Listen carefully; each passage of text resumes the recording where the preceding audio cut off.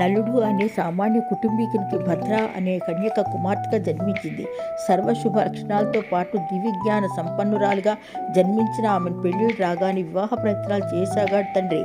ఆమె చిత్తశుద్ధితో దైవలగ్న బుద్ధితో భద్ర చేసే పూజలు వ్రతాలు ఆమె వివాహానికి అడ్డంకిగా మారవచ్చునని ఆందోళన చెందాడు. కూతురి ఈతగా పూజా పునస్కారాలతో శరీరాన్ని శుష్కింపచేసుకుంటూ ఉంటే తండ్రి కలవరపాటు పడ్డాడు.